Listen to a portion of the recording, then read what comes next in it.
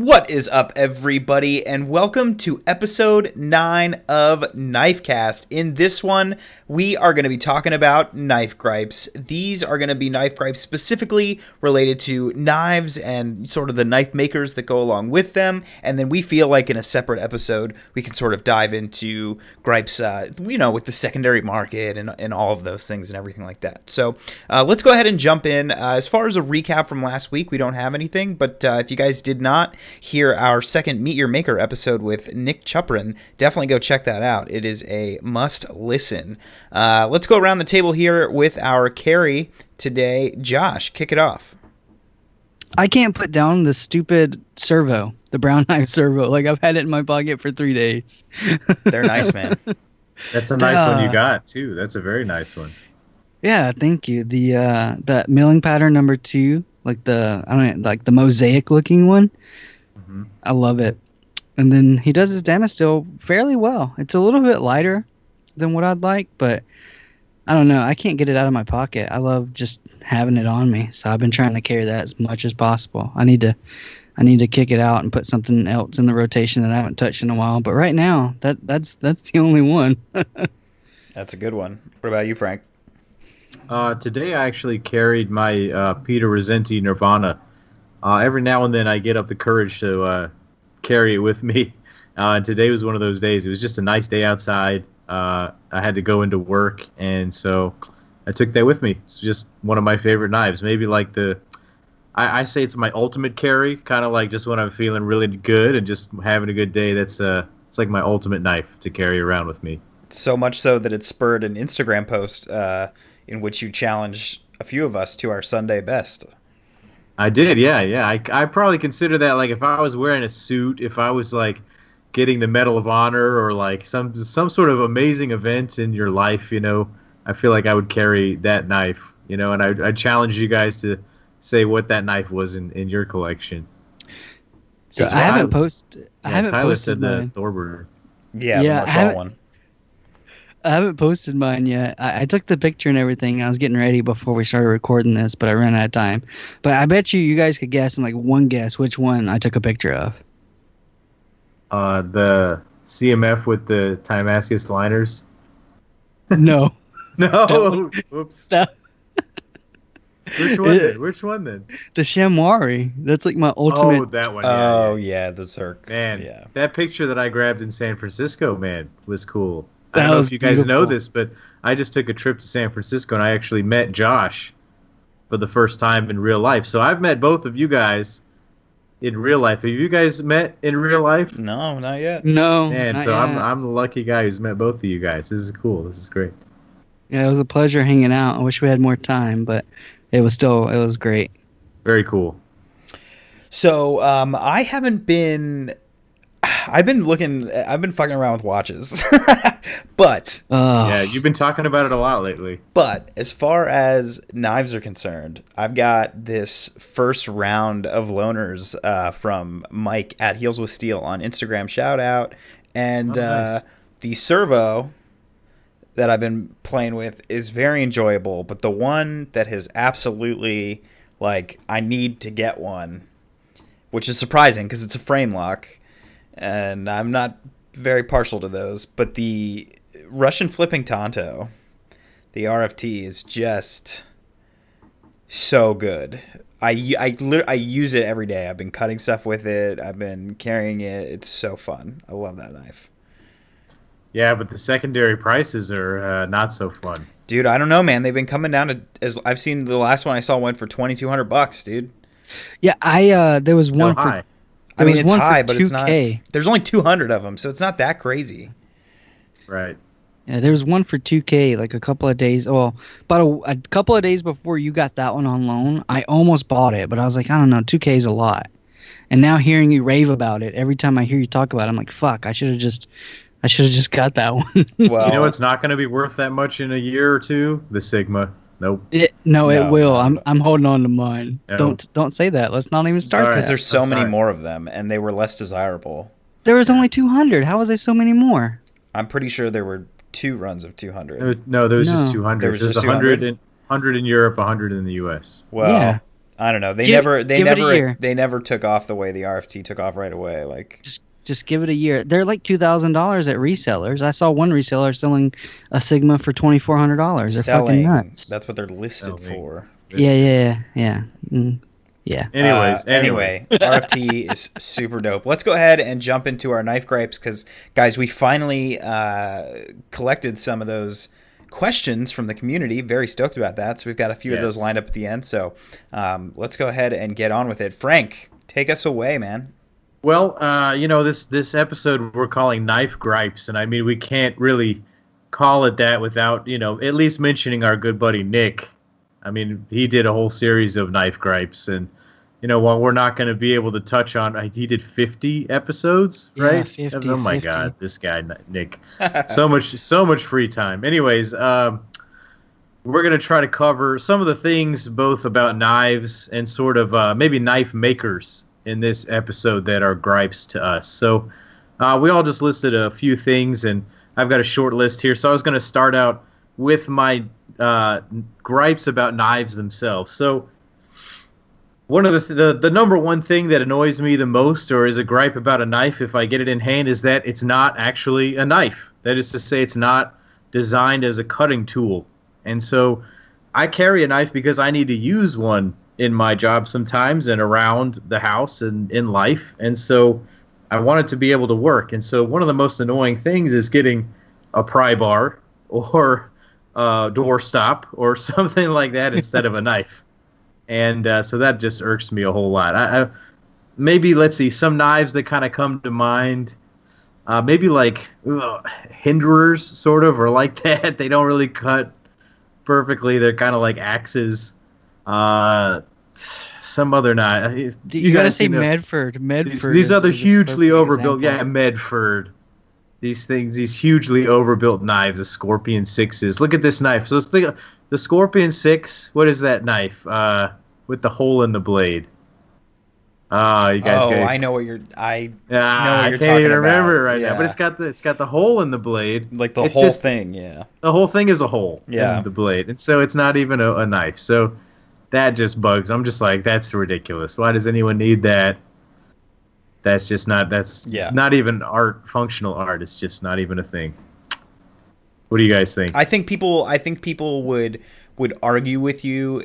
I know, like, I've made this comment to Aaron Winger, who's got a lot of Medfords, and he'll be like, oh, I carry my Medfords and they cut things. And it's like, they cut things insofar as they cut things that require just an edge, right? So it'll cut tape, right? Like it'll cut objects, but if you need to like cut an apple, for example, or do something that's slightly more delicate, you're totally screwed, because that's when the width of the blade stock and the shallowness of the flat grind and everything really come into play.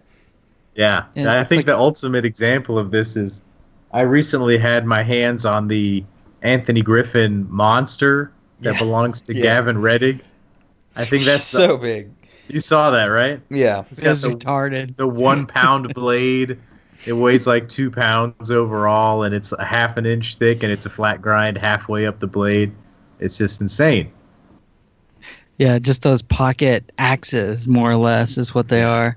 Right. Yeah. And then you hear people call the Grimsmo Norseman a tactical spoon. even though I've heard it cuts decently well, it's just the shape is not.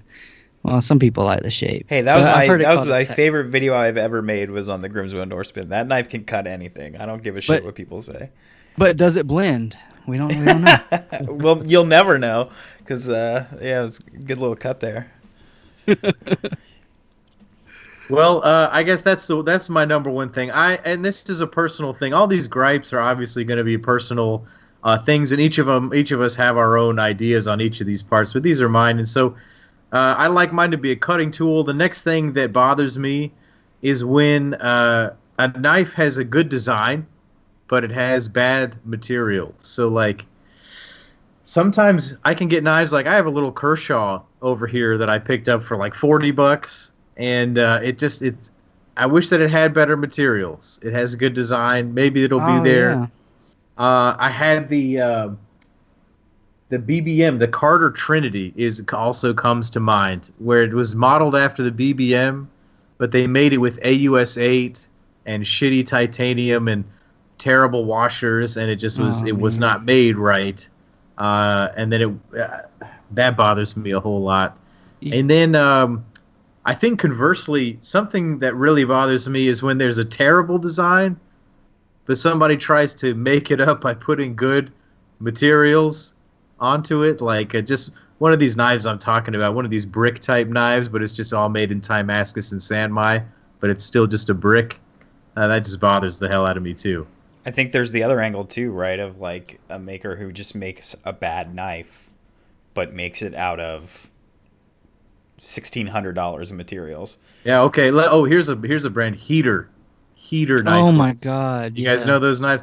I'm just throwing shade right now, and if he listens to this, I'm sorry, dude. Those knives are ridiculous, but sometimes they're made out of Timascus and Sanmai and shit, and that's just insane to me. It's just you're just wasting the materials. Well, it's like anything that's got a little bit of Timascus on it, they can just automatically, hey, this is a $2,000 knife because it's got Timascus on it. $2,500, no problem. It is the epitome of the saying lipstick on a pig, right? Well, wait, back up. Epitome? Epitome, bro. Epitome. Sorry, I'm to say I'm tired is an understatement right now. It's okay. Moving on. What is even the definition of epitome before we move on? Epitome. But what is epitome? Like that's a word. Epitome is No, you're thinking of epitaph. That's like a fucking headstone. Yeah. I know what that is. That's not what I meant. Epitome is not a word. Epitome it's just is epitome. A mispronunciation of epitome. Yeah. Well, I'm going to Wikipedia right now and adding epitome. All right. Let's just go ahead and move right along. Good. So we talked about that. I guess these are my little gripes here. The next one I don't like, and I think you guys are going to touch on this. I saw your notes as well. Is terrible ergonomics. Okay, so if the blade works, that's okay. Then you have an okay design, and you have your materials, and then you just have stupid ergonomics. And some of those things include like sharp edges on the handle, a sharp point on the clip in your hand, a backspacer that has a spike on it. I think, Tyler, you wanted to talk about that some. Yeah, a little bit. Yeah. But like there are some, like I had, the Microtech Bounty Hunter. It had a spike on the back of it that's literally called the DNA extractor. Yeah. Because it's so sharp, it's supposed to stab. If you put it in your pocket, that's the only part of the knife that's exposed, and it will extract your DNA. And it's just like, why is that on the knife? I can't even get it out of my pocket or sit down in my car because it'll shred everything. So that one is sort of a specialty knife, but there are other knives that just have what is that knife? The Kaiser Critical comes to mind. I had one of those. Yeah, it's just sharp everywhere. Just that had the worst ergos on my hands. It hurt to hold. Yeah, exactly. And then a sharp flipper tab. That's the worst. If it hurts every time you flip the knife, that's just a pain in the ass. So another, speaking of flipping the knife, I would say the next gripe that I have is if a knife has a bad action. I guess I'm sort of a snob in that way, and we're all kind of action snobs. I think Tyler's probably the most snobbish about actions in the group here. Perhaps. Maybe. Yeah. Maybe. But if it has a bad action, I'm going to lose interest. And this, I put a little side note here of Chris Reeve knives. And I'm going to get a lot of hate for this. But the reason that I can't keep a Chris Reeve knife in my collection is because it's boring as hell. The action is so boring to me. It's not as much fun as the other ones that I have. So I'm not saying it has a bad action by any means, but it has to have something that is satisfying in some way. Yeah, fidgetability. Yeah, that's a factor for guys like us that are buying these high-end knives. It's got to feel good. Right. And a knife that was designed in 1990 that was pretty good back then is maybe not as relevant in 2018. So maybe we can shots move on. Fired. I mean, it's basically They don't think that. It's the same fucking knife. This is from 30 years old. You said they don't think that. And the only update that I've seen come out of that company since I started collecting knives is we're gonna make a Nundy with carbon fiber. Yeah, we're gonna put bigger washers on it. That was their new product this year. Yeah. And how old is the Sabenzo 25? That is the Nkosi. It's the same knife. I mean, Sabenzo 25 was like 2005 when they came out with that. It's been a long time, I think. It's been a while, man. The first Sabenzas were in the early 90s, so it's going to be close to 30 years. Yeah, they need innovation, but that's neither here nor there. Anyways, that's a side story, but that's something that griped to me about those knives to the point that I just don't keep them.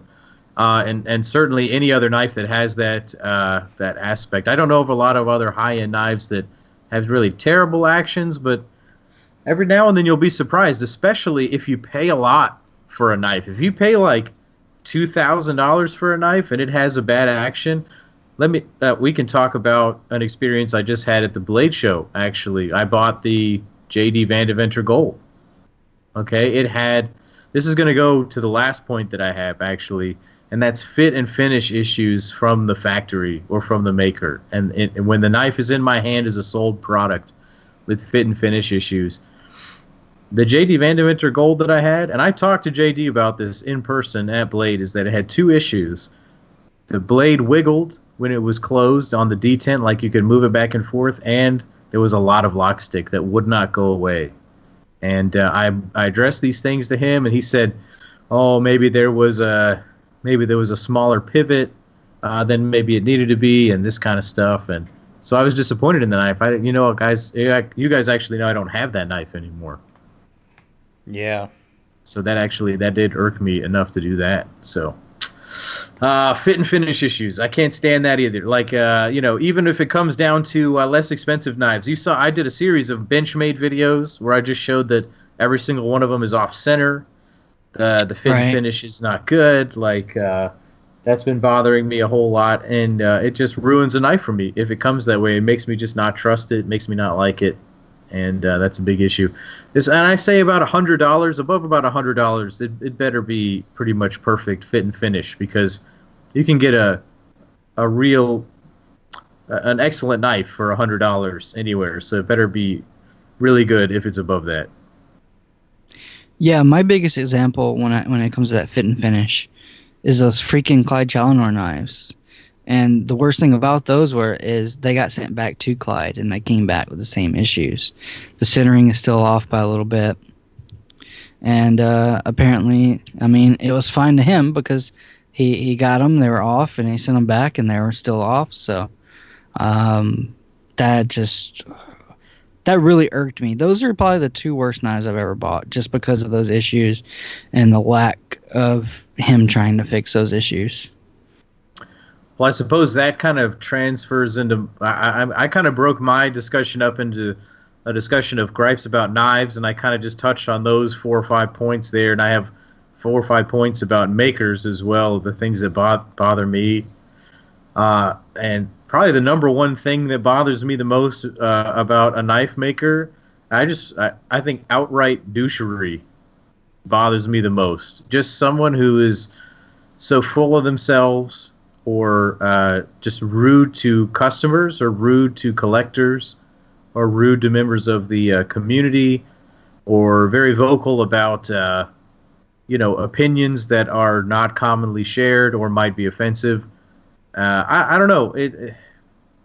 People who are just jerks, basically. And there are some guys out there that do that. They kind of bully other people, or they say ridiculous things, and some people support them, but I don't. I tend to stop listening or stop looking at makers that do things like that. Yeah, and I'll go ahead. I'll take the heat from this. I'll name two examples that I think fit this criteria. Okay. And this is my opinion only, not these other two guys. I think Will Moon is one of those guys. I tried to give him a chance, and I feel like what I've seen and what I've heard throughout the community is he's right, you're wrong, no matter what. Oh, well, get over it. And the same thing is Elliot from Fair and Forge Knife Works. After seeing all this, I've seen 3 or 4 interactions he's had with members of community and other knife makers where he's just like, piss off. It's not my fault, it's your fault. And I'll give 2 examples of that. I mean, recently the Pro line, neither here nor there. We won't get into it. But he just basically told Jerry McGinnis to piss off. And the same thing, there was this issue on Reddit where one of the we-made Ferrum Forge designed S35 VN gents was staining when a guy on Reddit used it for steak, right? And then the guy brought it up to him, and he posted all this on Reddit, so you can search Reddit and you can read it all yourself. But he posted it on Reddit, and he was very nice. He was very professional about it, and basically Elliot just kind of like told him off, and then afterwards he had who's that guy that does the sharpening for him? My mind just went blank. You guys know what I'm talking about? Yeah. The Elmer Edge. Emler. Yeah, Emler. Yeah. He made a video about it saying, "Oh, if you leave your knife in steak." It was really super ugly, and it was horrible public relation, bad press. And then Elliot did apologize later, but it happened, and I've seen that happen with him a couple of times. I've seen that happen with Will Moon more than once, a couple of times, and those two guys are to me the perfect example of exactly what you just said, and I'm okay saying that. Well, I had a pretty negative interaction with Will Moon myself, where I had a knife that I also borrowed from Mike at Heels with Steel, Tyler, and that knife had some issues, and I talked to Will about it, and he never made good on a couple of promises that he had made. He assured me of some things that never happened, and then never followed through with it. And I just think he was trying to hide something. And he admitted to me that he had sent out a less than perfect knife just to meet a deadline and make some money. So it just bothered me a whole lot. So yeah, outright douchery, being shitty, not being a good person, basically being rude to others, being being a douche, basically. Yeah, it's a thing. The next thing that bothers me about makers is going to be poor communication. And I think this is a fairly broad topic that a lot of people are going to agree with me on. Before I forget, and before you get into it, just quick shout out on if there's anything positive, right? Poor communication, huge fucking problem. But some shout outs, right? Like Holt Bladeworks, Michael Gavick, Bill Koenig. Right? Craig Brown. Craig Brown. Yeah, he's good. Yeah. For me, Peter Resenti and Gareth Bull, those guys are not always reliable for everyone, but they're okay with me. Yeah, well, there is being a YouTuber. I try to pretend that doesn't help. Well, Gareth Bull has been pretty good with me. I don't have many interactions with Peter Resenti, but I will say every email I've sent to Peter Resenti, he's always, within a day or two, sent me something back. And he doesn't know who I am at all, so that's... Yeah. Anyway, I thought that was worth it. Those are my shout-outs. That's good.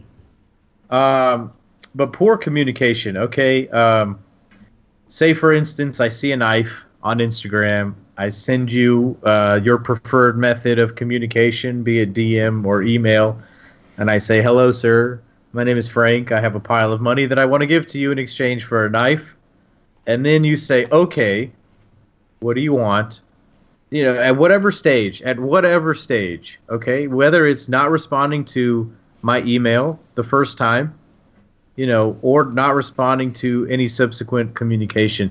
I've had situations where I have been in discussions with a knife maker, and I've had this happen more than one time, where I have said, "I will buy this knife from you in this configuration. Here is my money. Take it now. Let's do this." And then they stop talking to me entirely, and they never follow through after a significant amount of discussion. And then you have situations like you make an order, they're going to do good on it, but you recognize that maybe there's going to be a delay. Okay, there's Blade Show, there's G10, there are some other custom orders. Yours is getting bumped. There's a shipment delay for the materials. Suddenly 6 months is a year, is 18 months. In that situation, I would be very much happier to have any communication, even if you just said, "Hey, man, it's going to be another 6 weeks. It's going to be another 3 days, whatever," rather than nothing. And sometimes It's a huge people deal.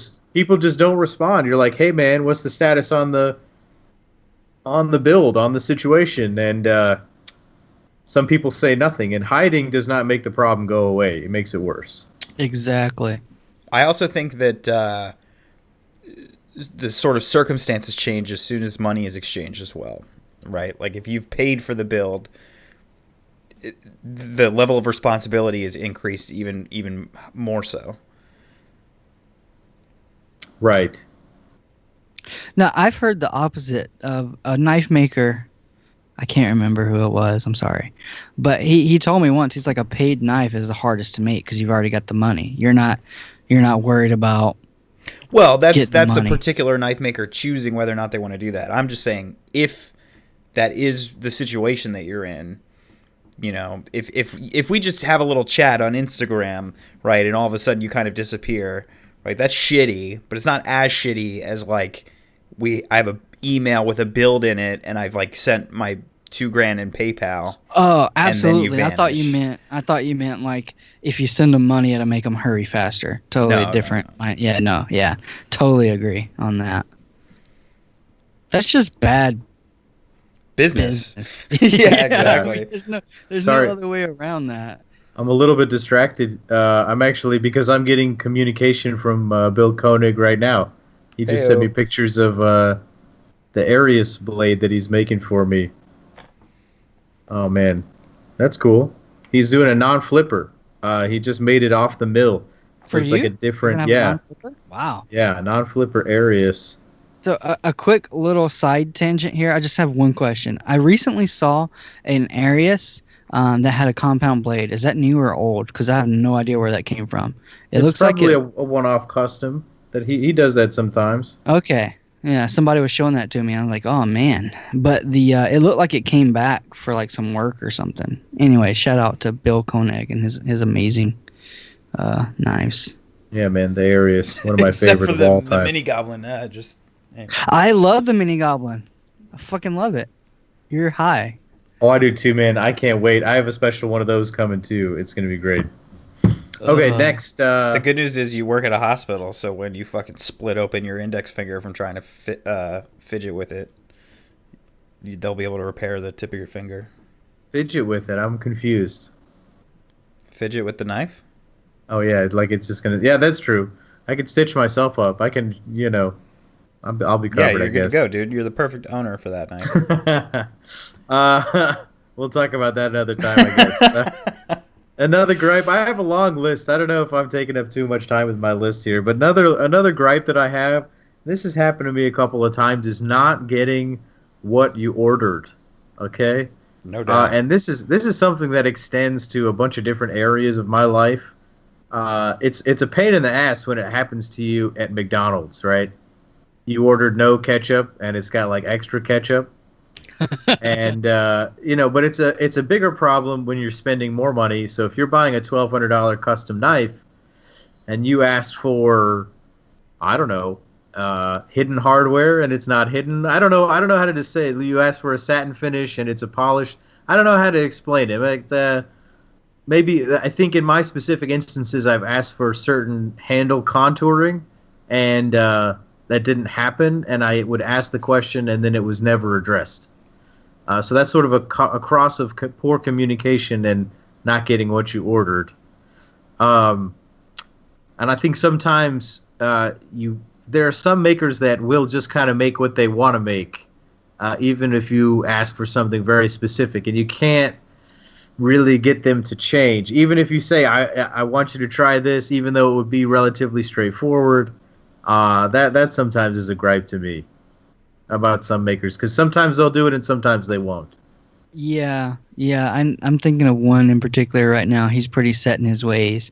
Sometimes you can sway him, sometimes you can't. It just he makes what he wants to make, and when he makes it, it's either you like it or you don't. Mm-hmm. And that can be very annoying, especially when you have a specific image in your head that you want to try and see brought to life. Mm-hmm. Yeah, that is a frustrating thing. Tyler, anything? My issue with not getting what I ordered always came down to colors. Yeah, even that colors. Even if you're asked for a certain, I want dark blue and dark purple, and you get this, white and light blue thing. I don't know, or bronze and purple. I don't know.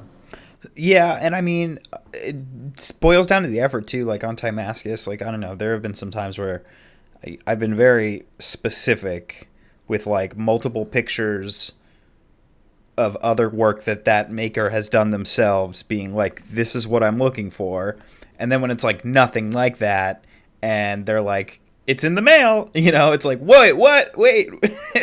So Yeah. at this Oh, point, I yeah. honestly own my own torch and buffer because I just do it myself now.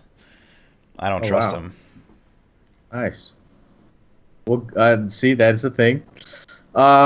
Maybe the next topic I wrote down was cutting corners, and I really kind of noticed this for the first time in going to Blade Show recently. Yep. I was paying a bit more attention to kind of the build up to the show because I was going to be going, so I was following kind of what the makers were doing, and there's a rush, and this is a well known phenomenon. There's a rush to get things done for the show, and some people are ready and some people are not ready.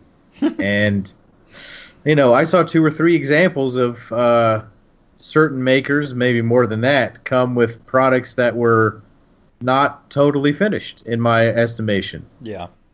And I don't think I like that. I understand. At the end of the day, you do need to make money, and sometimes you could make the argument that art is never finished. You could always perfect it in some other way, but sometimes people actually cut corners to the point like, I'm going to bring up Will Moon again. I had that Storm Crow that it just wiggled around. It didn't touch the stop pin on the closed position, and he just didn't. He was like, I had to send it, man. I needed the money. I'm like, that's some bullshit. I agree. Yeah. So, anyways, cutting corners, some bullshit. And then the last one that bugs me, and I've seen this a couple of times really in the last year, is claiming someone else's idea as your own. I've seen some people using some proprietary technology without sort of claiming or giving credit to the inspiration. What about that guy that like blatantly copied the BBM? That's something. Oh yeah, there's a guy that blatantly copied, like completely just made his own shitty version of a BBM, and tried to sell it. I guess he was trying to sell it. And he was just sorry he got caught. I mean, yeah, and he was like some sorry, Russian maker. He even said, he's like, sorry, I just really like the knife, so I made my own. It's like, that's cool, but don't sell it.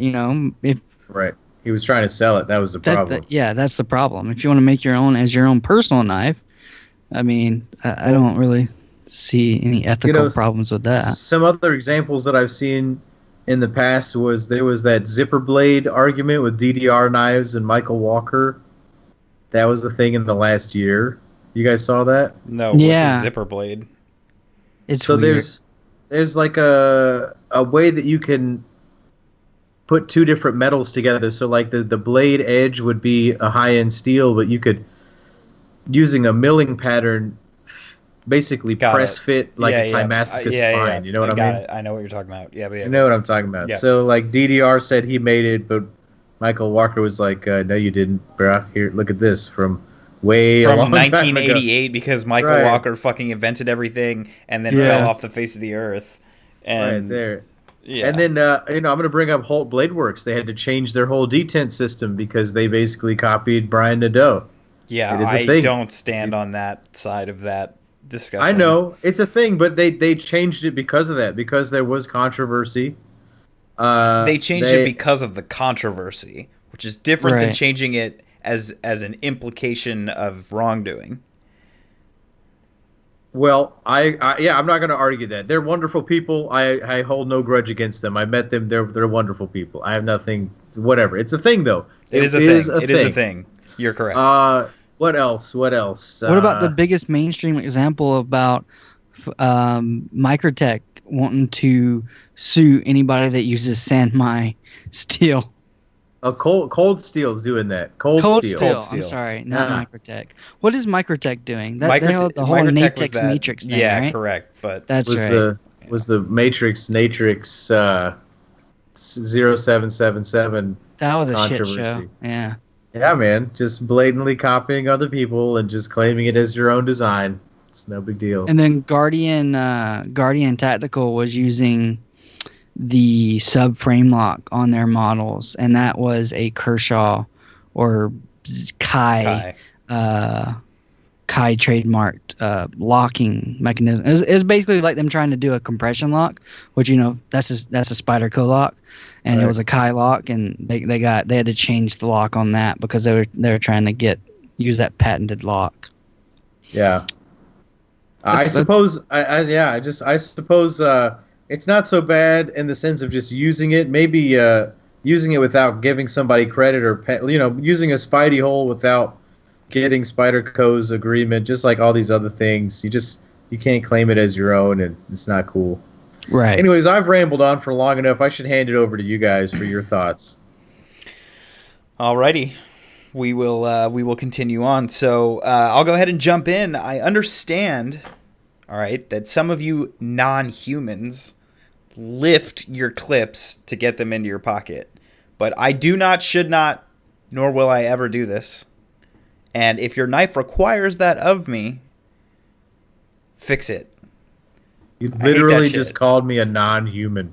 Yeah. You just called me a I non-human. know I did. Frank is confirmed as a lizard person. Everyone. And one of my good local knife buddies is the same way, and you people are aliens. What do you mean, you people? You people. You people. You people. But what about material? What if it's a good functional clip if it's in titanium, but then they try to use something like zirconium? What do you think about that? Yeah, I mean, Yeah, that ruins knives. It ruins knives. zirconium.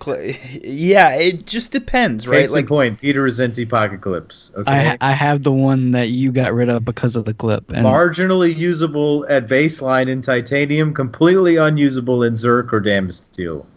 yeah, the Damasteel was retarded. One time I had to take my pants off in a stall No way. at work. Yeah, What? so I had to take my pants off to get it out of my pocket. So I took my pants off. Yeah, no, this is a real story. Oh my Oh, god. The sacrifices we make. I could not get it off. I had to take my pants off so I could actually sit down and work with it for a few minutes. I had to use two hands. Wow. That's unbelievable. That's That is amazing. That is a real story with that Damasteel Satori pocket clip. I could not get it out of my pants to save my life.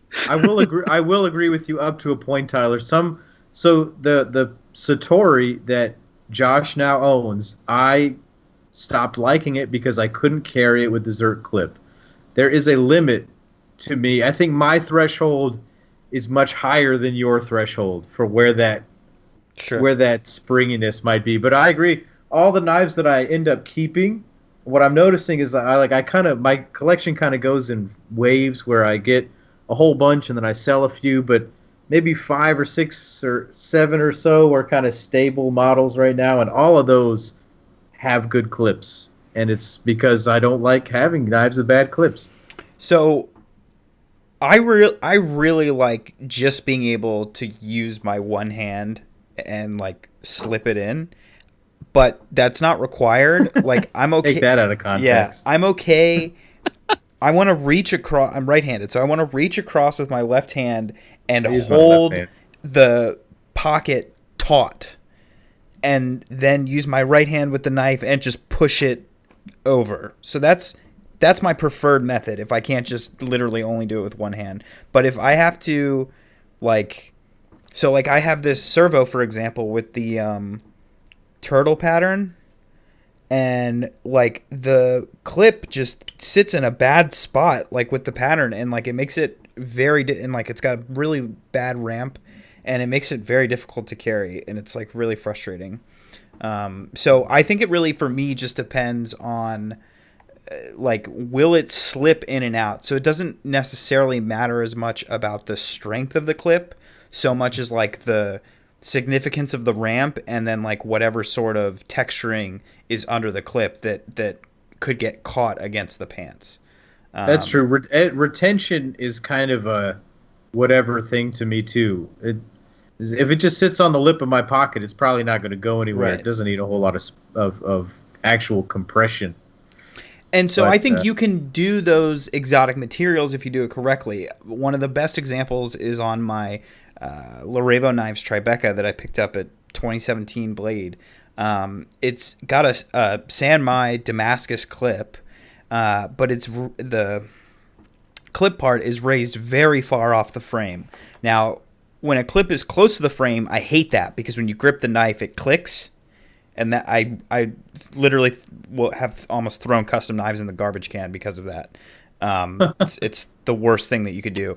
But Morse code clip. Yeah, but when it's as substantial as it is on this Tribeca, it's like very far away, and because it's so stiff, you could grip the thing very hard, and it doesn't really make contact with the scale. So, that's an example of having sort of one of those crazy stiff clips, but because it's a dress knife and because you don't need that insane retention, and it still does hold on my pocket very well. It's got a big nub and everything, but he just built it so far off the knife that it functions well. So, do we have any honorable mention, like really well done clips? I can think of one off the top of my head, and that's the Gareth Bull Shamwari clip. To me, it's almost the perfect clip. Yeah, it's a pretty good clip. I'm extraordinarily partial to the 3D milled clips with ceramic balls. It doesn't matter what brand is doing it, whether it's Beg or Beg, Thorburn, any of the South African guys, anybody who uses that, as long as it's a smooth surface, that's under the clip. Those are my favorite, because what you can do is you can push the knife in with your thumb and just brace it against your pants with your index finger and your middle finger, and the clip just slides in right between the fingers, because the ceramic ball ramps extremely easily. Well, I'm going to give some honorable mentions in both categories. For the worst goddamn clips I've ever had in my life were on the Liang Ma 15. I just published that video as of today. So that clip was so tight, and that has a Beg style ball bearing. Impossible to use. What? No absolutely. way. Absolutely. Well, it's the way impossible. it's scooped in. Like when I was looking at pictures of it, you can look at it and it's like, this doesn't look right. Oh, it's not flush. It's not a flat. It's scooped. No, it's Got it. That's why. The handle and the clip is both like scooped inward. It's scooped in, so the ramp is ruined by the scoop on the handle, and the tension is like 75 million pounds. So it doesn't flex. Wow. And then the other one I wanted to mention that was terrible was the 0606, the factory custom one. That clip was completely unusable as well. But on the good side of things, I want to give a shout out to Brian Nadeau, okay, on his Typhoons. I know. I'm going to give him a shout out because they do look very functional. Cares more about a functional clip than the way it looks, because we know it doesn't look all that good. He even admitted it to the point that the chicane doesn't even have that shit anymore. It's got a 3D milled clip. Okay, but he stuck with it. I liked it on the Mini Typhoon. I think it was a great clip. Bill Koenig, I'm going to give him props because he had a bad clip on the Arius and he made it better. There you go. He did do that. I appreciate that. That it was bad and he made it better. And then, the Gareth Bull Shamwari clip is one that should be emulated. I think that it's a little bit sharp on the very edge. Yeah, I think that it could be rounded off. He lifts it up a little high. It needs to be a little less sharp. I mean, it can be up, but it's very sharp. I've cut my steering wheel and numerous other things with it. So, but those are my honorable mentions there. Yash? And then what else did you want to talk about? Oh, I was saying Josh, but with a Spanish J. I was like, what the fuck are you even saying? Is that my name, or are you just saying, let's continue? I don't know. Yash. Yeah. Well. Are we in I'm not even going to go there. Okay, never mind. Go to your next point, please. Oh, okay. So Frank made a distinction about this earlier, but just when you make your backspacer into a giant spiky glass breaker that's sticking right out of the ass of the knife, like, just think about how you hold a knife. That's the exact pressure point of where you leverage the flipper tab against your palm. So that's just fucking retarded. Another gripe that I have is that flipper tabs plus washers equals doable but fucking stupid is what I wrote. And it's I don't mind a folder, right? Like I think right, Jason Guthrie is a great example, and like a knife doesn't have to fall shut to be good, right? Mm-hmm. Like just because that's my preference doesn't mean that, but just to me, fundamentally, a flipper tab is built on the predication of having bearings. Yeah, I would say so. And I've seen a few people try to do it. Ultratech. Who makes a good washer flipper? Shirogorov. Shirogorov does, yes. I don't agree with that, because if you look at like one of those Hatties with washers, like why is there a flipper tab on there? It doesn't open unless you get great leverage, and it doesn't whip shut. Like why do you want that? I've never handled one, but for it to be on washers, it did look impressive in pictures and videos. Well, videos, because you can't fucking tell in pictures, but videos. Of the few I've seen, I've been impressed by them because they use that collet that goes around the actual pivot itself. I think that is a big reason why I here's the thing. Let me blow your mind here for a second. Okay. Non-flipper washers. Is it washers? But okay, that's totally different. Though. That's totally weird. I literally said flipper tab plus washers, and that doesn't have a flipper tab. It's in the name. Right, but it's in the name. It's in the name. But I've heard of like the cheaper knives on washers. Cut the cut jack by terrible action, fucking horrific action. Have you handled the washer one or the bearing one? Which one did you have? I have the bearing one. The washer one. Okay. Well, I guess we do agree that we can't even think of a good one. And listen, if it's a turd sandwich of an action, it was terrible. Listen, what's the good part though? I don't care if you make a great flipper with washers. Does that make sense? Like to me, it's just wrong, even if it's executed well. Like, it's like one of those things for it's like an oxymoron. It's people. Fuck, I'm too tired to say. It's like what's a mossy? It's like a sport, like one of those paddle shift automatics on like a minivan. Yes, you know, like it's just like it's the wrong application. It's the wrong application, right? Or it's like painting with your toes. It's like you can do that, but why? Why would you paint with your toes? Thanks, Josh. You're welcome. I guess. Here, let's transition to giving Josh credit, because he had a big gripe of mine already written down in the notes before I got to it. So I'm going to let him say it, but it has to do with knives, when they're in your pocket. And when he says it, I'll point it out, because honestly, of all the knife gripes, like that was the first one that came to mind. That's my biggest one. Next one is not masking off your Cerakote, Damascus etch, Damasteel etch, acid wash, or whatever on your bearing path and your detent path. Can anybody say Millet fucking Max or whatever? What was that thing called? The Max Evo. Max Evo. Jesus. Or the Boost Blades first run of the Arrow. God. Really, I didn't handle either of those, but I would say they didn't mask at all. Like Nick Shabazz's video of it, he like takes it apart and like takes sandpaper to it and like makes it better. Wow. I didn't see that one. That's cool. He scotch-branded the whole thing. Yeah. I would say that some aftermarket modifiers do that a lot. I've seen that on a bunch of fail to mask. Yeah, you gotta be careful. Be very careful with that. Choose your modders carefully. From the maker is unacceptable. Exactly. Unacceptable. They do it though, dude. Left and right, man. That's MTech status. That's like an $8 knife status. And then there's people that do it and do it poorly, which is still a fucking issue. They go all crazy with the nail polish, like they're painting it on with their toes. Hey, it's perfect. You like that? Yeah.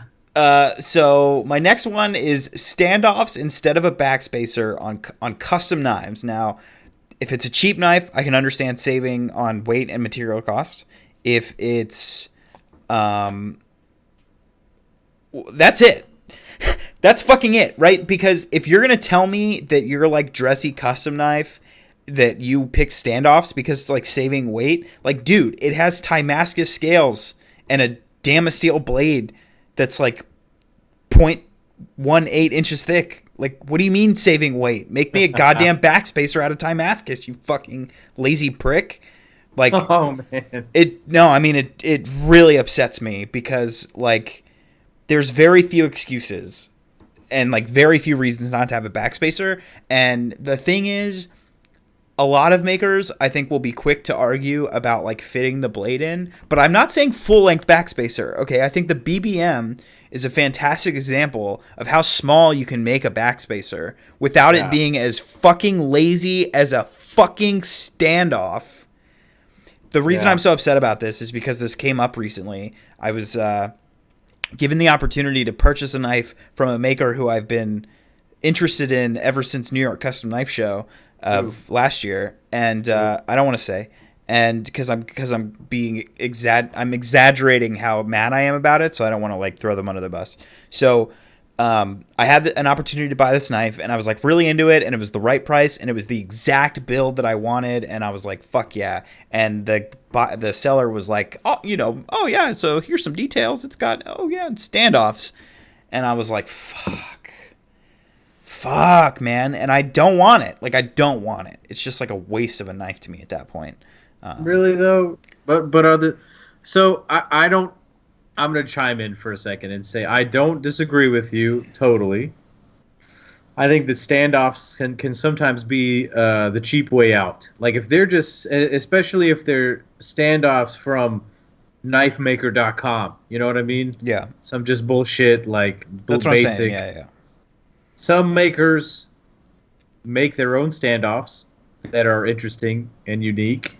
That was going to be my point. Some people make standoffs that are boring. Jason Guthrie uses standoffs on his Scout, and they're boring as hell. But he makes them in his shop. He makes them himself. He like taps them and everything. So that's kind of neat. But he does floating backspacers though too. He can. I didn't know that. I mean, the Ranger that I had a floating backspacer. I hadn't asked him about that. I should probably ask him about that. I actually didn't know he did standoffs. I've only seen the floating backspacers. I don't have a strong opinion either way on this one. Well, so like Josh, you have a lot of Gavcos, right? They're all on the standoffs that you would get from, is it Steve Kelly? Steve Kelly. Right. And right. Or Alpha Knife Supply or Steve Kelly. Yeah, and mine's on standoffs too. And here's the thing. Like, he does first of all a really fantastic job of perfectly matching his standoffs to the rest of the theme of the knife. Like the standoff on mine is like fucking crazy 2-color. You know what I mean? Like there's a lot of effort, on that tiny little standoff. Yeah. But that knife is still a better knife with a BBM sized green, Timascus. I agree. Speaking of Gavco, I own 2 models of the Trasher. The gray one and the green one. The gray one had a full-length backspacer. The green one had standoffs. I strongly preferred the backspacer construction. I do definitely like a full-length backspacer. At this point, I used to think I liked the flow-through construction because it was quote-unquote easier to clean, but if you just stick your rag in there and get a can of compressed air, no knife is hard to clean. So it's whatever. Or just a Q-tip, yeah. Yeah, or a Q-tip, whatever. And yeah, like I said, like I do personally prefer the full length, but like I would rather have a standoff sized backspacer than a standoff. You know what I mean? Right. It's just a matter of effort and material and sort of just making that knife complete. Something something. Go ahead. I'm sorry. I'll bring back Brian Nadeau for a second. On the Mini Typhoon, there's just a small little short backspacer at the base of the blade and at the base of the handle, and I like that a lot. Yeah, I agree. Yeah. Honorable mention. This is just something I guess I've never put a lot of thought into. I mean, I do like those backspacers that Mike Gavick does that have all the carving and stuff in it, but it was never, as you would put it, a make it or break it situation. To bring the Gareth Bull Chamois in again, that they're on. The mine has a Damascus he milled out his own Damascus standoff, and I like that. Yeah. I like it the way it is. My gray one had a Zerk standoff that he made. This for me is just one of those things I haven't put a lot of thought into, but now that we're talking about it, I do like to see those. Tyler, I can appreciate the ones that are made with effort and love, and if you show me a knife with that and you can tell me that, like, I'm stoked on that, and like I do own my Gavco, but like still, like, if all else is equal, 100% of the time, backspacer is better than a standoff in my opinion. Let me take this argument one step further. In case you haven't noticed on my channel recently, I've been all about integral handled knives. Fuck backspacers, fuck standoffs. Give me a one-piece handle, and I'm a happy man. That's what I want, and all my folding knives. The only bad thing about that is if you fuck up the lock bar, you're screwed. You're gonna need a whole new handle. That's right. That's true. But that's what everybody says. Yeah, that's what everybody says. And how many the three of us combined have owned 200 custom knives? How many lock bars broke? Zero. Exactly zero. Yeah. But I had to bring up that's like the most common point. No, and I know, and I hate that because like how many people are running around with their fucking. And that's fine, dude. If it breaks, get a new one. Who fucking cares? Right. It's the thing. All right, my next one is the fact that quote maker time is worse than quote stoner time insofar as custom orders almost always go over the quoted delivery date. Frank touched on this in regards to communication, specifically. If it's gonna be late, let me know, and stay in touch, which is great. But I just wish that wasn't the way it was. Like obviously at some point along the way, it just sort of became that way, and it is what it is. But I don't know. You would think you could fucking schedule.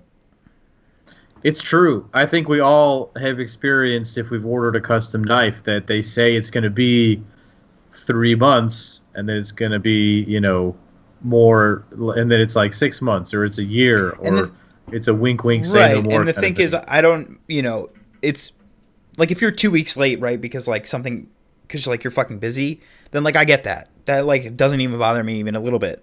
But what you're talking about is exactly my point, right? Is that exorbitant, like, yes, you will have I've one that comes to mind. You will have this knife, by Christmas, and it's like the end of February, early March, and it's starting to roll in, and it's like, okay, 3 extra months is kind of a big fucking deal. Yeah, I'm gonna. I gotta take a phone call real quick, but I'll be back. Cool. I'm here. I'm still here. Yeah.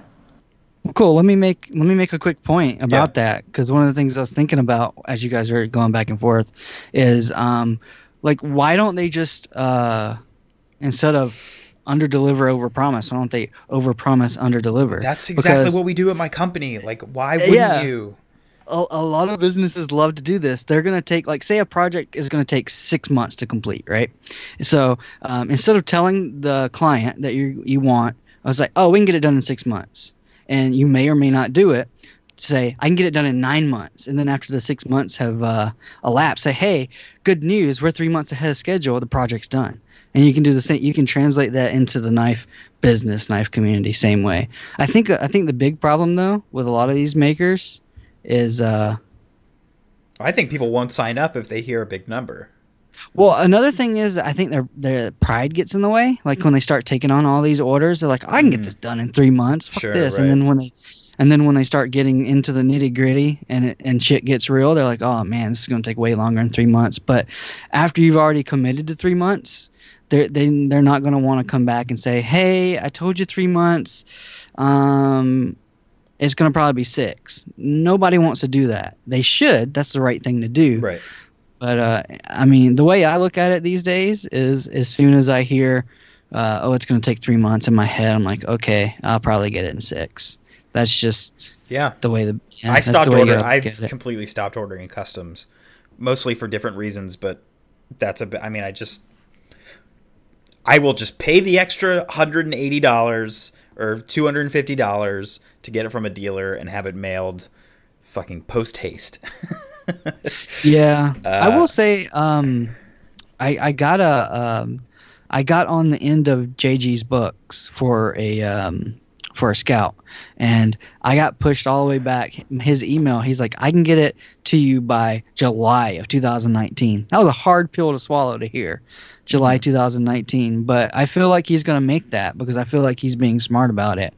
He's not saying, "Oh, I'll have your knife in 3 months." Right. So right. I'm going to wait appreciate that that. long.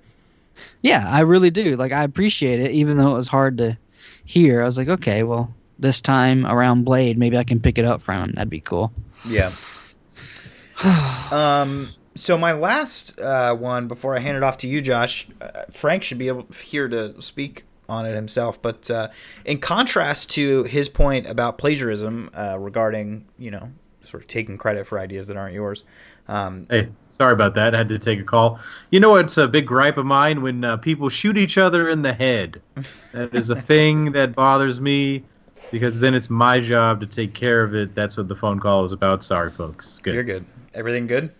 Yeah, everything's fine. Except for the dead guys? Except for the 2 brain dead guys. So Yeah. it's a thing. Yeah, terrible, terrible. Anyways, moving on.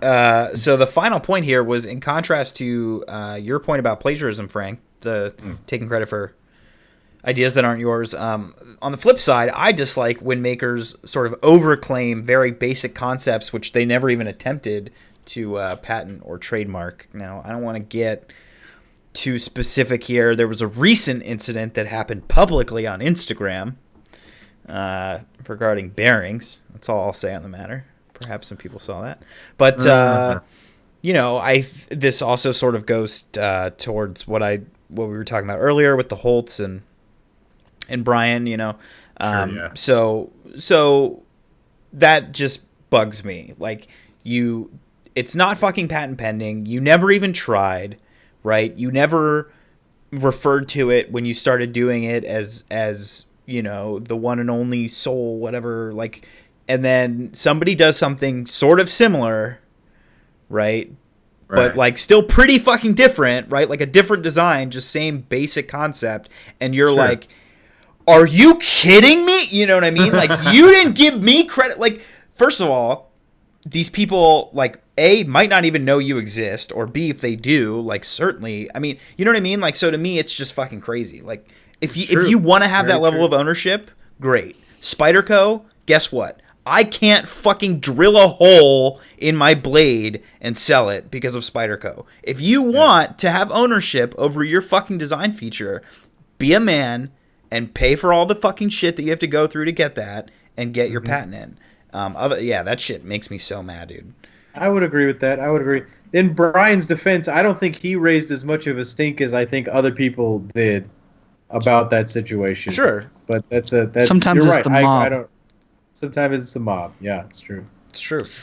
Yeah, can we go in a little bit more in depth about the bearings without revealing any information about the two people? Oh, let's reveal all the information, dude. I love revealing. I thought it. The people want the reveal, dude. Well, because I don't know anything. I don't know the truth about the story. I just saw it. I can report it as much as public was publicly allowed before it went away. Before it was, Craig Bound, who makes the servo knife, he is just now starting to make his own dual row bearings, right? And he posted them on Instagram when he first started making them. Hey, I'm making my own dual row bearings or my multi-row bearing system. Hint, hint. And then a certain quote unquote innovator of the multi-row bearing system, which is Dmitry Sinkovich, commented saying that you mean the Sinkovich MRBS? And Craig was like, you mean you have control over all bearings that have more than one row? And that was really all that was put out into the public domain. They took it off. They went into private conversation, and I guess they hashed it out because he's still making them. Because he's still making them. Yeah. So, but let's think about this for a minute. Dmitry thinks he has domain over any bearing system that has more than 8 bearings in it, more than one row. That is so asinine. I can't even wrap my head around it. That's like saying Ford has domain over all the dualies in the world. Like, if you have more than 4 tires, that is a Ford 6-tire bearing or wheel system. That was And No, that 100%. That's happens my a lot. point. I Yeah, agree. it's I absurd. agree. It's absurd. That was so crazy. Like, are you kidding me? Get over your damn self. Yeah. That's not an innovation. You put more than one row of bearings on. They have been. CKF has done that. So many knives so I've cracked many open others, have. so many. Oh my god, Yeah. like all of them. Yeah. That's so vague. Like, are you kidding me? That's like petty third grade stuff. That's I'm like sorry. somebody being like, "Your knife has a clip." I it's put a clip on a knife That's first. like Spyderco. Yeah, that's like Spyderco saying, "We did pocket clips. You can't do a pocket clip." Which I'm really glad. Hey man, they did Spyderco gets that. away with saying you can't drill a hole in a blade. So I mean, props to them. That's some pretty basic shit. I mean, it's amazing that if as long as it's not a circle, you can do it. But yeah. That is definitely a double-edged sword topic, because a lot of these innovations that we take for granted these days, if those makers did decide to lock it behind not legislation, they lock it behind paperwork. And just like copyright or yeah, if all that stuff was locked behind paperwork, could you imagine like buying a knife that has a liner lock on it? You'd have to pay royalties to Michael Walker, and then forget about all these frame locks, and then who did the flipper tab? That was Kit Carson. It would just be a shit show at this point. We would all have these weird. It would be like, okay, perfect. It would be like the California gun market right now when you want an AR. It doesn't even look like an AR because there's so many fucking loopholes you got to go around to just have that type of rifle. Oh my god! That just clicked in my head. I don't know. It's a double-edged sword. It's definitely one of those give and take topics. I agree. It's all just about the specificity of it. It's like, this knife has a blade. Like, we first did the knife with the blade. Yeah, it's trade. exactly. Josh, take it away, bro. Oh man, I'm sorry. I am like all over the place tonight. I've been working like a madman, and it's starting to affect me. So I apologize. So I had two big points. And one of the points we kind of touched on, douchey makers. And the way I wrote it was makers who think they're too school for cool. Those type of makers. Come on, dude. You're so tired. Go to bed, dude. Go to bed. No! Too school for cool, dude. You said it backwards. Too school Oh, for I did? cool. Yeah. Oh my god, are you fucking kidding me? That's the epitome. That's the epitome. That's the epitome of being it. too tired. Oh, You have damn no it. idea. I requested ragged. 2 days off just so I could sleep. That's good. Did I Better really? sleep. Did I? Yeah, you Did I did. really say that? I Yeah, don't even that's know I it. said that. That's right. That's right. I don't think Okay. we were recording when the epitome thing happened. I don't know if the listeners will know what that is. Oh, I Yeah. hope we Oh, were. We yeah. should be recording this entire thing. I think we were, man. Was it? definitely Okay, were. okay. Oh, we got that on here. Yeah. Good. And the fact that I thought it was a real word, that's even worse. Yes. Anyways, Yeah. okay, here we go. Makers who think they're too cool for school. Well See, I said. thought you when Who When you are guys thinking about? oh Who's man. too cool for school? Yeah. I don't want to bring too many names in. I will give a recent example that just happened. There was a knife that was on auction. It was a plain bladed knife. I think it was CPM 154 was the blade material. I could be wrong. I don't really know. But the handle was a very nice black no, it was like dark tie, right? Where it's just a lot of zirconium and a little bit of Damascus. And yeah, it was a very beautiful knife. It probably cost that maker $1,000 to make that knife. This was WR Blade Works, right? Fuck Okay. you. He said it, dude. He said it. Okay, That's the so one you're talking about, WR right? Blade Works. Yeah, that's Ultra exactly Red who we're talking about. Let's Yeah. let's just air it all out. Fucking expose it, dude. Well, I'm just trying to make sure I'm on the same page as everybody. Fucking Danza slap the knife community with this. Well, I don't have any personal experience with that dude. That's I don't the reason either. why- I literally know exactly zero information on him. So yeah. Except that's all the hot Instagram dudes love his knives and they spend $8,500 on them. Yeah. So that knife, I think it sold more than 85. The last time I checked it, there's like an hour left and it was at 8,500. I think it went up to like right at $9,000. Oh. But here's the deal. This dude spent $1,000 to make that knife, maybe more. I don't know.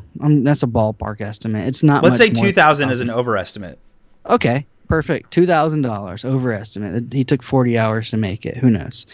And that knife sold for almost $9,000. And homeboy, WR Braid Works, Walter Randolph, in case you guys didn't know what WR stood for, is going to charge them $70 or $55 to ship that knife to the winner. How do you know that? What? How do you know that? That's a thin dick move right there. That's what that is. But it's a bold claim without evidence. No, it was in there because it's in the description. Oh, no fucking shit. Are you kidding me? Exactly. What a sack of shit. If I sold a knife for $9,000, I would fucking deliver it to him in my own truck. I would drive it on a right. pillow. Yeah, I would drive to that dude and like, here you go, man. Let me get you something to drink. You want something to drink? Sit down for a minute. I would be so ecstatic. It says it right there. I will accept PayPal with 3% for fees. So he doesn't even cover his own fees. Shipping will be FedEx for an additional fee of $55. What's 3% of 9,000? Alexa, what's 3.5% of 9,000? 3.5% of 9,000 is 315. 315. How did you say 3? That's fine, whatever. That's a lot of money, though. It's 3.5 is PayPal. He only claimed 3%? Yeah. Yeah. So he's paying 0.5% of his fees then. Yeah. So he's breaking the terms of use of PayPal and at that point, too, because he's not paying his own fees. So he's making you pay your fees, which is another, let's say, $280. And then he's making you pay $55 to ship the knife that you just paid $9,000 for. Yeah. To me, that's just like should we just put it in your ass or your mailbox? That's fucked up, dude. It's fucked up. Yeah. And the thing is, the guy who won that had wet pants while he was filling out that extra $55 PayPal payment. He was probably squirting lube down the back of his pants as he was talking. Yeah. Yeah. I mean, to me, that is just unprofessional. I mean, that's the best way to put it. That's just I'm going to fuck you.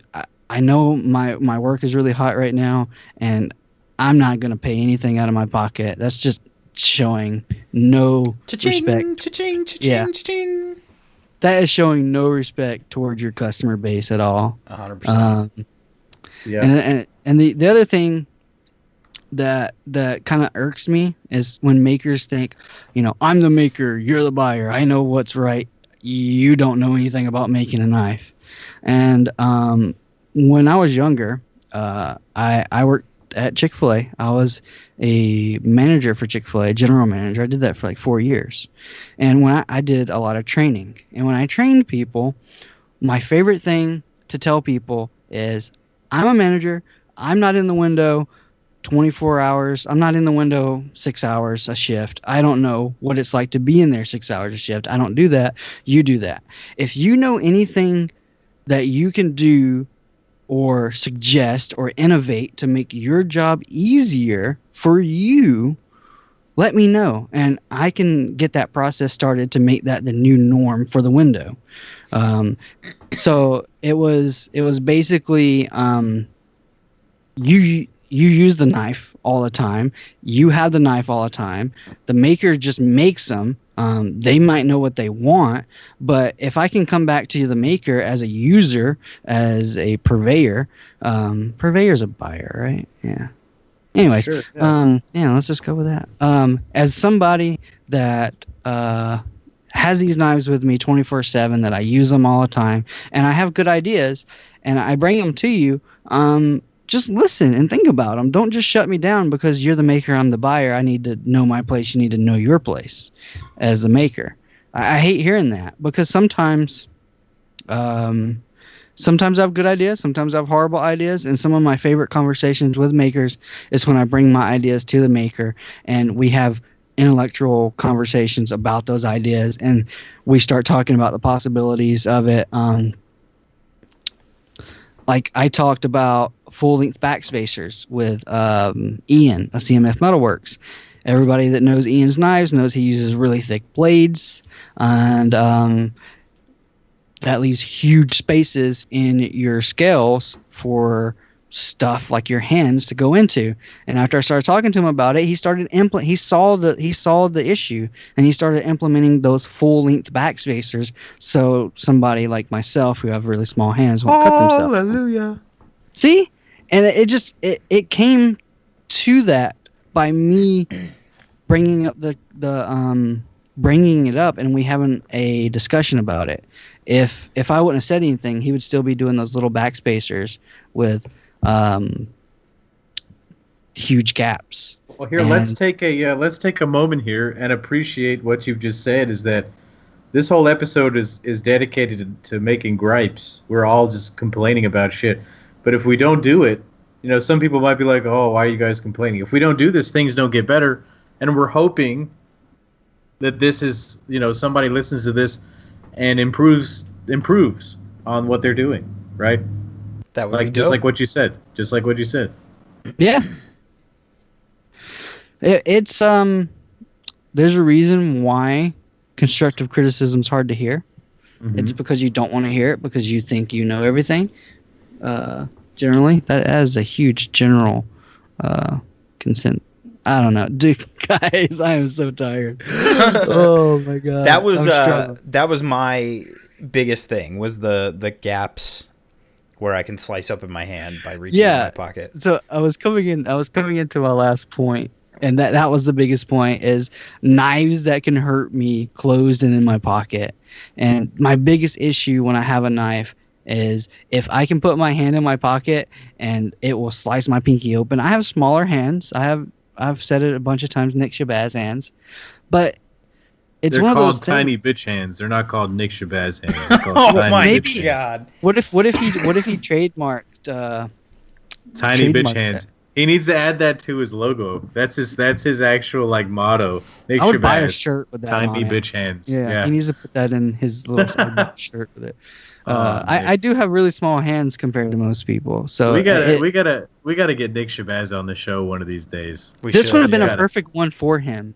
I think so. We can pull him in on the gripes for the knife life gripes. I'll ask him. I'm sure he'll do it. Yeah. But yeah, there's so many knives that do this.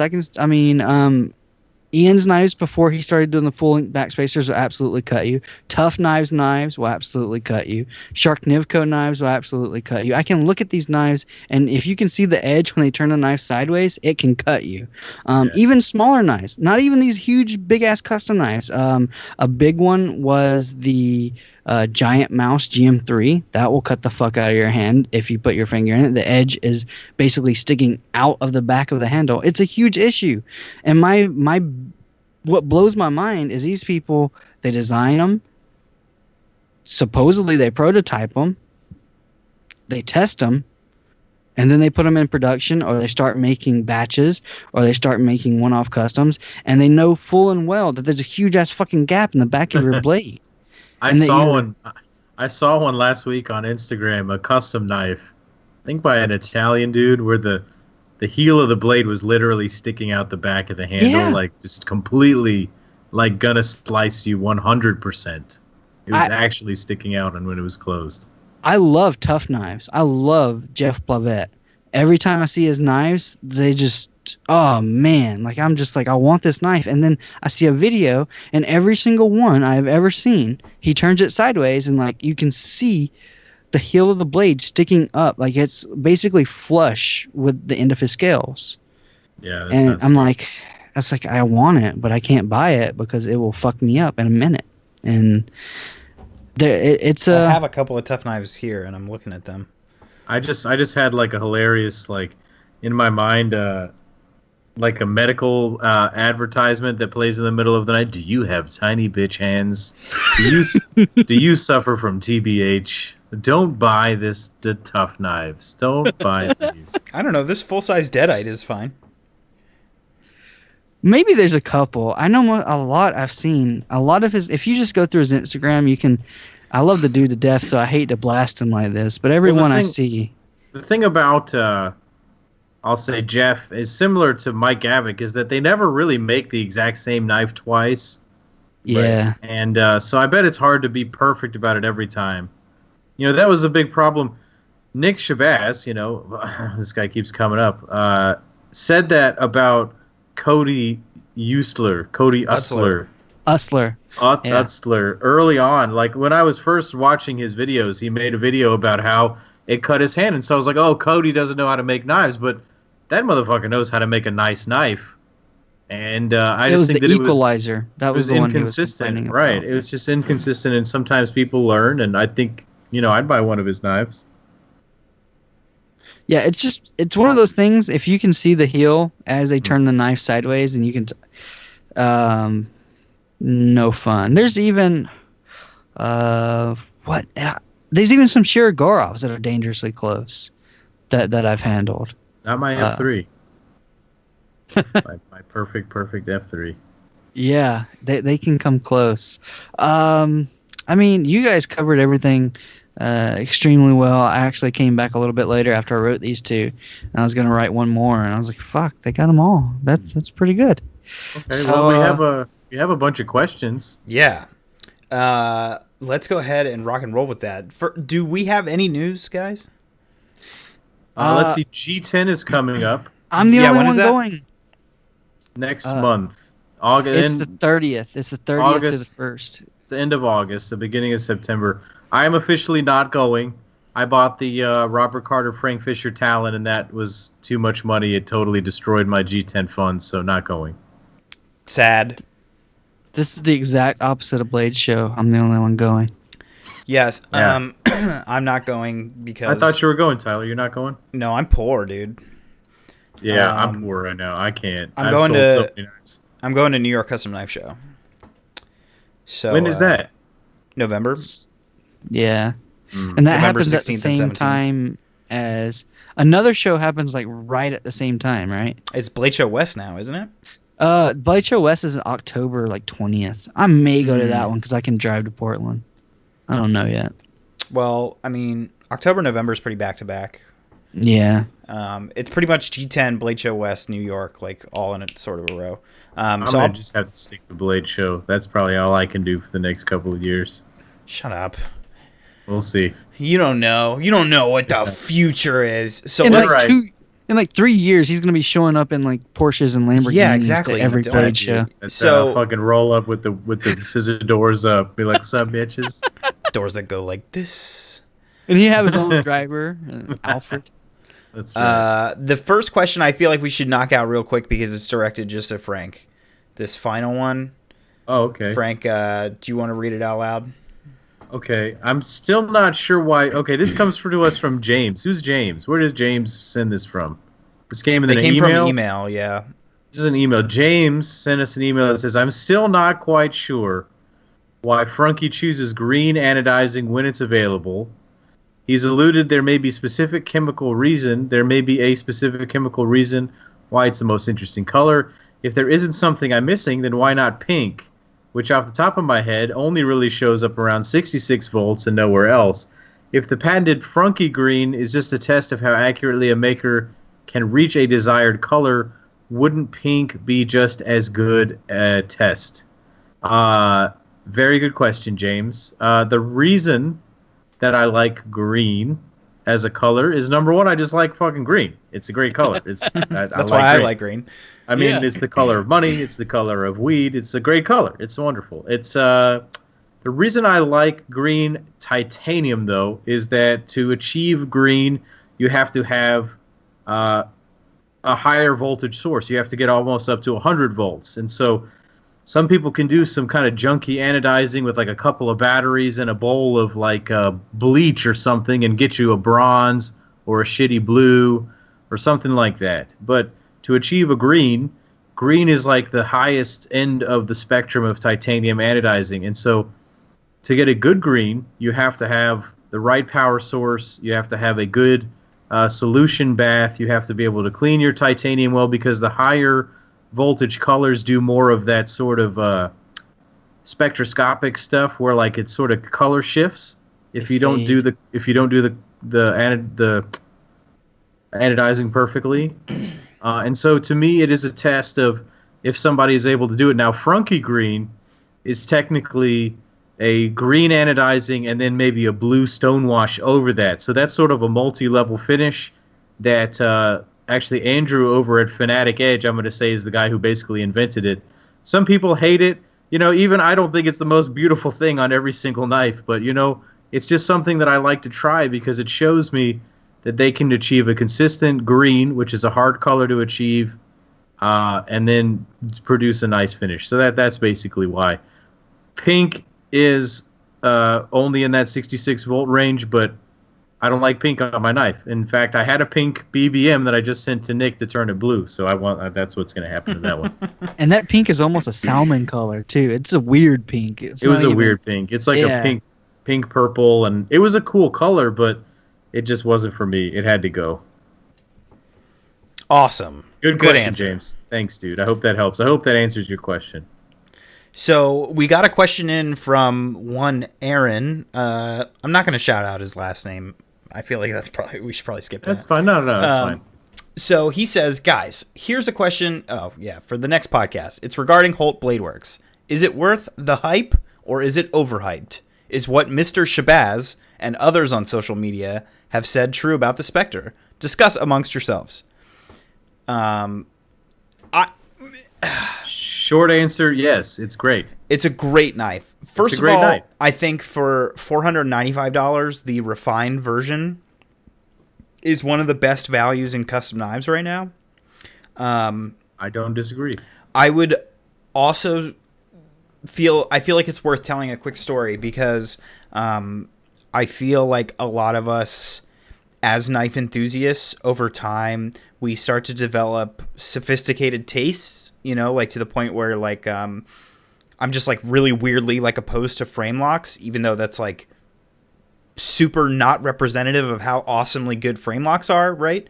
And so like I think it's easy sometimes for us to get really into this world and then start thinking about knives from our personalized perspectives, and then it becomes harder to appreciate what is genuinely just a good knife, period. And so recently I was helping a coworker who sort of collects high-end watches, has been into knives for a while, but never bought anything super serious. Microtech, a couple of CRKTs, that kind of thing. A few $100 here and there.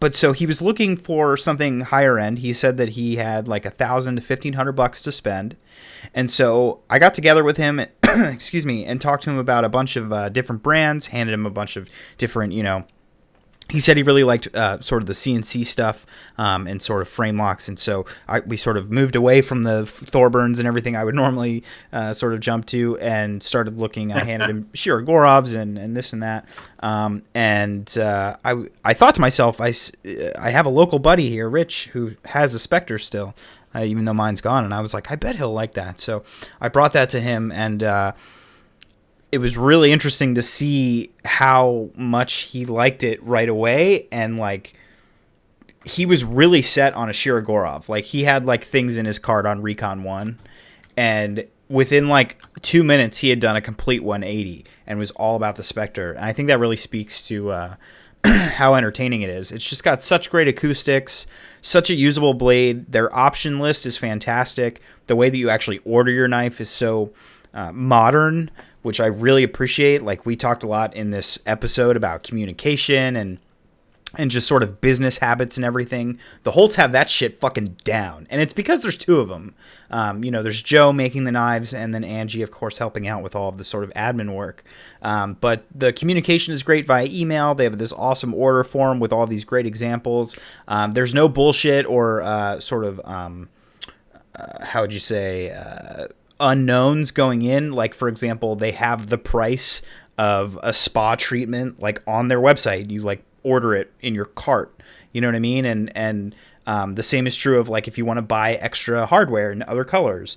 So it's really cool. They're just like super upfront, super forward. I think they're a great brand, a great business. Seeing them at Blade was really great. Angie worked on her own pattern design for the Spectre, and it's my favorite one so far. So that's cool. That's finally hitting the shelves, so to speak, even though they're not for sale. and yeah, they've done all this development with the detent and everything. The new adjustable detent sounds amazing. It's really cool. So again, at $495, as far as a prestige goes, if it's the same knife, but just with a Damasteel inlay or blade or something, like, I can't really speak to the value of that. It really just depends on how much you care about materials and stuff. But like at $495, the refined version of the Spectre is an absolute fucking steal. You just had a lot to say. It is an excellent knife. It's so good that I'm going to order one myself. I've asked them about it. I spoke to, I'm sorry, what was her name? Angie. Angie. I met them at the show. I'm embarrassed. It's Joe and Angie, right? Yeah, so yeah. Joe and Angie.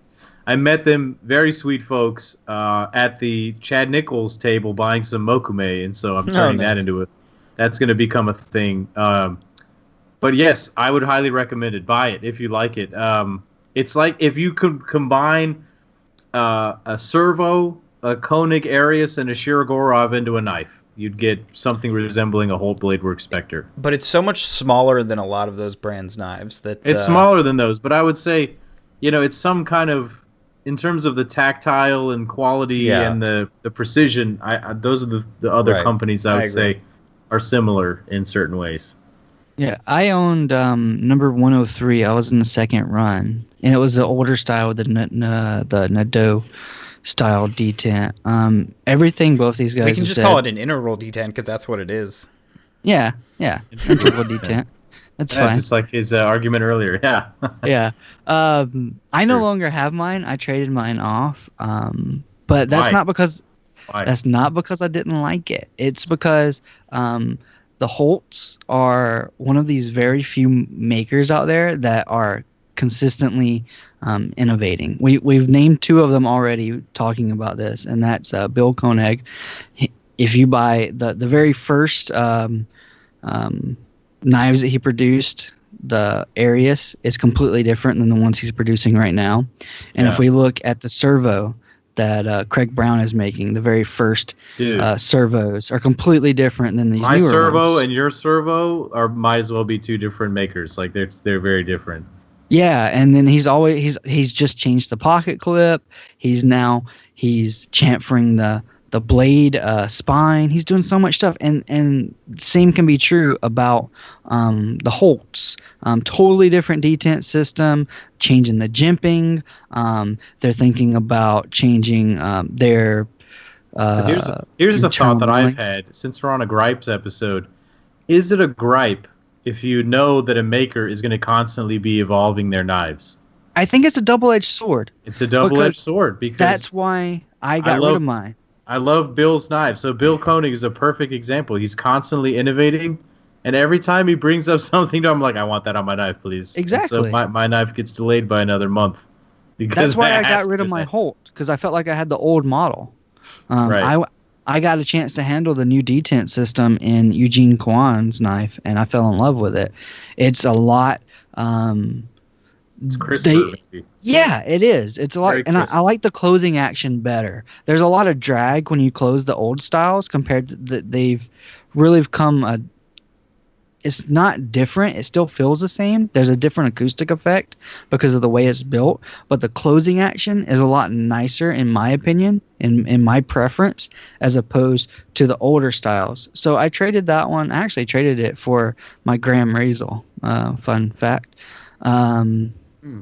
Yeah. So, but I do have a new one on order. That's the whole reason why I did trade it, because I want the updated version. Are you gonna get a prestige or a refined? Prestige. There you go. But it's not gonna be inlays. Right. Okay. And mine's gonna be awesome too. But yeah, they're amazing. The hype is real, and they're great people, which makes it even better. It makes it a million times better. They are very good people. Yes. So that's great, guys. So we're at an hour and a half right now. Sorry, I hit my mic there. The other two questions that we have are pretty broad. So I don't know if we necessarily want to jump into those in this one. We'll maybe save those for the next episode. That sounds fine. They're good questions. I want to answer them. Yeah, they're great questions. Let's devote the time next time. Yeah, definitely. 100%. So cool. Well, thanks so much, guys. This was a really fun one to record. Thanks so much to everybody for listening. We'll, of course, go around the table. And, of course, if you guys want to leave us more questions for next time and for future episodes, please shoot us an email at theknifecast@gmail.com. Frank, where can we find you? I am Dr. Frunkey on YouTube. I have that channel, FRUNKEY. You can also find me on Instagram with the same name, and you can get me at Dr. Frunkey, all one word, at gmail.com. And Josh? I go by Echo Does Knives on Instagram. They are 2 underscores between Echo and Does and Knives. They're in there somewhere. You can find them. DM me over there. Let's have a conversation about knives.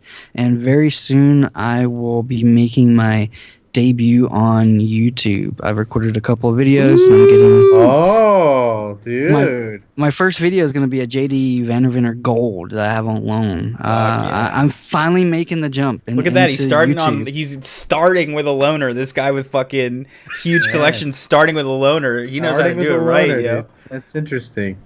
My first one was the Spyderco Nirvana. That was my first video. Mine was the Wii 604D. And I've watched both of those, and I love them both. Yeah. I got this knife from a friend just to check out, and I wanted to do a video before I sent it back to him. Cool, man. That's dope, man. Awesome. Looking forward to that. Of course, you can find me on YouTube as well, Tovarish Works, on Instagram at Tovarish Works, and email me for any reason whatsoever at tovarishworks@gmail.com. Thank you all so much for listening, and we will see you next time.